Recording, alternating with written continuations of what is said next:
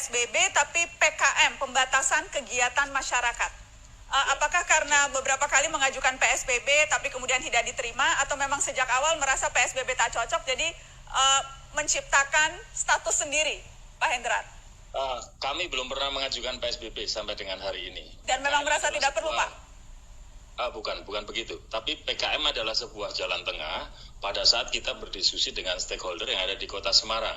Satu, menyampaikan keinginan untuk PSBB, satu menolak. Pertimbangannya bahwa COVID-19 ini persoalannya dampaknya ada dua, sisi medis dan sisi ekonomi. Nah, PKM itu hampir sama membatasi kegiatan masyarakat, hanya aktivitas usaha ini tetap kita perbolehkan dengan pembatasan SOP protokol kesehatan dan jam. Misalnya, pasar dari mulai pagi sampai jam 10. Teman-teman yang ada di restoran, PKL dan lainnya boleh buka sesuai SOP kesehatan, tapi maksimal jam 8 mereka harus selesai melayani pengunjung. Kalau sampai lebih dari jam 8, diperbolehkan melayani pengunjung dengan catatan untuk take away atau dipesan antar. Nah, artinya ada sebuah keseimbangan antara dua kelompok besar masyarakat yang kemudian kami menerbitkan PKM.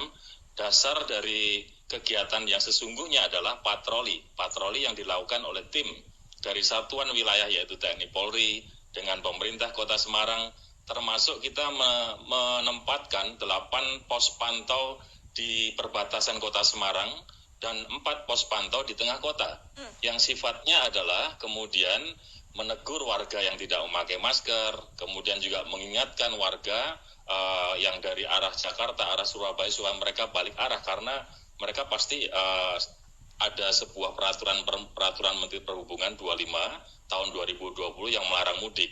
Nah, ini dijalankan terus, dan dengan dasar PKM ini, alhamdulillah, ini grafiknya sudah semakin melandai. Jadi dari pelaksanaan yang sudah 16 hari ini, kita melihat data-data statistik yang semakin hari semakin baik untuk perkembangan COVID-19 di Kota Semarang. Dan untuk memastikan agar masyarakat, agar pelaku usaha mematuhi protokol kesehatan, apakah ada ancaman sanksi atau hanya patroli yang tadi Anda sebutkan, Pak Wali Kota? Patroli itu juga mengingatkan satu kali, misalnya sudah disosialisasi, mereka masih membandel, besok lagi mereka sudah akan melakukan eksekusi. Apa itu eksekusinya? Tergantung. Pertama, misalnya seperti pedagang pasar, ini sudah berjalan seminggu ini, mereka yang melayani pembeli tidak pakai masker langsung tempatnya ditutup. Tapi besok lagi mereka boleh buka asalkan kemudian dengan SOP kesehatan.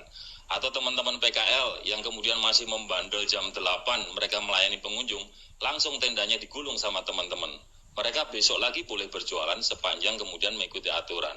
Atau tempat-tempat restoran yang kemudian mereka sudah diberi peringatan lisan tertulis, kita juga akan bisa memberikan sanksi berupa peninjauan izin mereka. Tapi sampai hari ini, hal-hal yang sifatnya terkait dengan sanksi ini kita nomor 2-kan.